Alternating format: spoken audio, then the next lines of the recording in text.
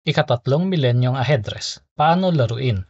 Ang mga patakaran ay pareho sa regular na aheadress maliban sa mga pagbabagong ito. Para ma-refresh ang mga panuntunang iyon, tingnan ang video na ito. Iayos ang silindrong tabla sa pagitan ng dalawang manlalaro. Mayroong dalawang linya ng hari sa silindro na ipinapahiwatig ng mga parisukat na may kulay na nahahati sa tatlo. Ayusin ang matataas na rangko na matingkad na kulay ng mga piyesa sa linya ng hari na may matingkad na parisukat sa dulong kanan gaya ng karaniwan mong ginagawa. Maliban sa mga double-sided or splittable na kabalyero, sa halip na mga tradisyonal na kabalyero, ilagay ang matingkad na mga kawal sa magkabilang gilid ng linya ng hari. Sa eksaktong kabaliktaran ng silindro, iayos ang mas maitim na kulay ng mga piyesa sa kabilang linya ng hari sa parehong paraan. Maaari mo lamang iikot ang silindro kapag galaw mo na. Ang mga kawal ay dapat palaging gumagalaw sa direksyon palayo sa kanilang sariling linya ng hari. Ang mga kawal ay napropromote tulad ng normal kapag naabot nila ang linya ng hari ng kanilang kalaban. Pinapayagan ang NPSan tulad ng karaniwan. Ang mga piyesa na mataas ang rangko ay maaaring igalaw sa anumang direksyon sa tabla at maaaring tumawid sa mga linya ng mga hari ng parehong manlalaro na walang limitasyong bilang.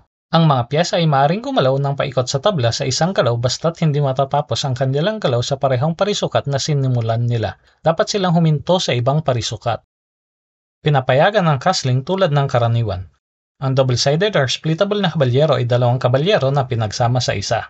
Ang mga kabalyero na ito ay maaaring gumalaw ng magkasabay-sabay kasamang isa't isa sa isang galaw tulad ng tradisyonal na kabalyero, o maaari mong piliing igalaw ang isa lamang sa kanila at hatiin sila sa dalawa na magkahiwalay na kabalyero. Ang mga magkahiwalay na kabalyero ay gumagalaw tulad ng isang normal na kabalyero at maaaring maging isa uli sa kanilang kalahati. Sa sandaling muling magkasama, ang double-sided na kabalyero ay maaaring gumalaw muli na magkasama o mahati muli. Walang limitasyon sa bilang ng beses na maaaring magkasama o magkahiwalay ang isang kabalyero. Ang mga kabalyero ay maaari lamang sumali sa kanilang orihinal na kalahati, hindi sila maaaring sumali sa ibang kabalyero. Kung makain mo ang pinagsamang kabalyero, ang parehong piyesa ng kabalyerong iyon ay aalisin mula sa tabla. Ngunit, kung kumain ka ng isang nakahiwalay na kabalyero, ang hating piyesa lamang na iyon ang aalisin sa tabla. Maaaring ma-promote ang mga kawal sa isang double-sided or splittable na kabalyero kung gusto mo, ngunit hindi sa isang tradisyonal na kabalyero.